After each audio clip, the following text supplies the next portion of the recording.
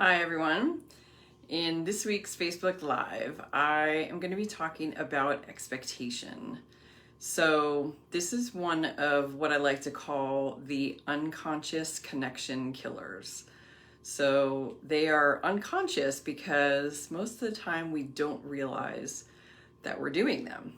And this is one of the things that I see a lot in relationship coaching where someone is doing something or having a thought or a belief that they don't even realize that they have.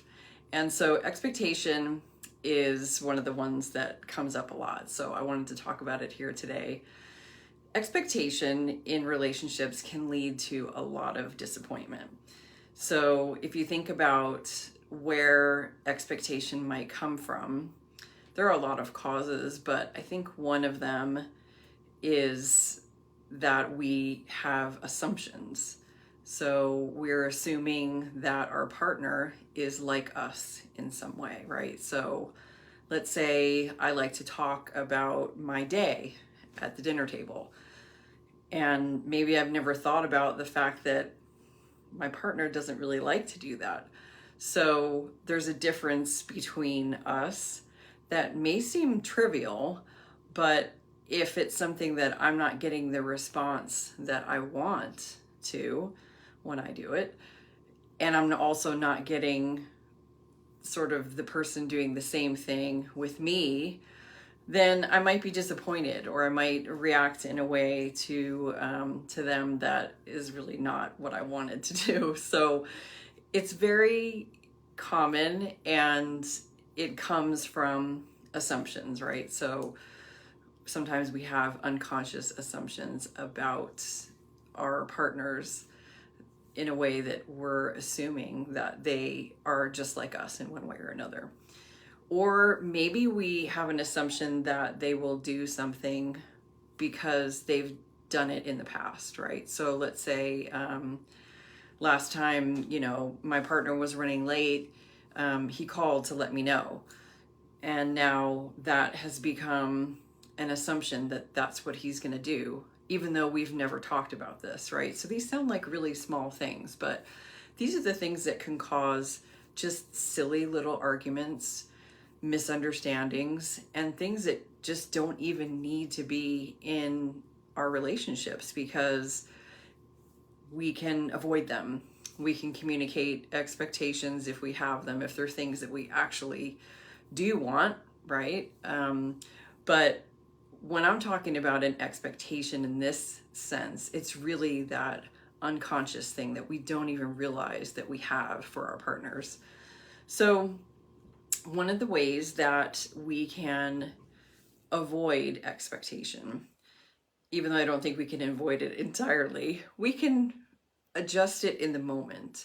So one of the things that I like to try to do is when I catch myself having an expectation, I shift my thoughts to something that I am grateful for in my partner. This is not easy. So none of these things are easy, right? But it all starts with awareness. It all starts with just knowing that this is the thought process that's going on in our heads. So that's just one way of sort of shifting it. Instead of having an expectation that someone's going to say a certain thing or act a certain way, if you can catch yourself in that moment and just sort of allow for them to just be however they're going to be because you appreciate them for who they are.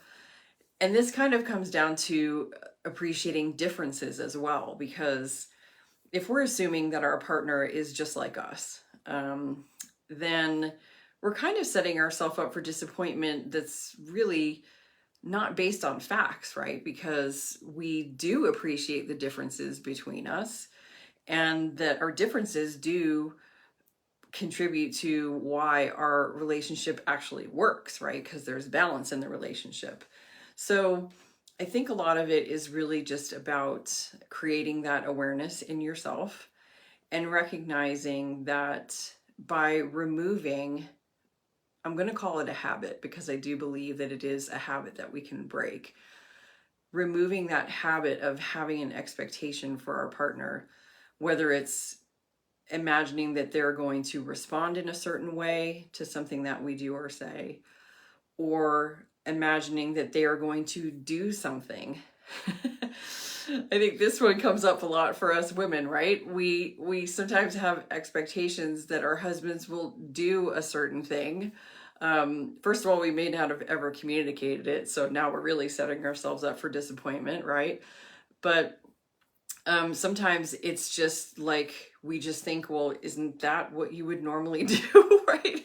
I'm laughing because I catch myself sometimes thinking, and sometimes even saying these things, like, well, isn't that, what you would normally do? And what I'm really saying is, this is what I would do in a situation, which doesn't necessarily mean that that's what my partner's going to do. So it's really just having that awareness, and being able to do that, I think, just gets rid of a lot of like bickering and just silly little arguments and miscommunications over things that just really are not that important. So if any of this resonates with you, I'd love to hear maybe some examples that you have of expectations, and throw those in the chat. Have a good night, everyone.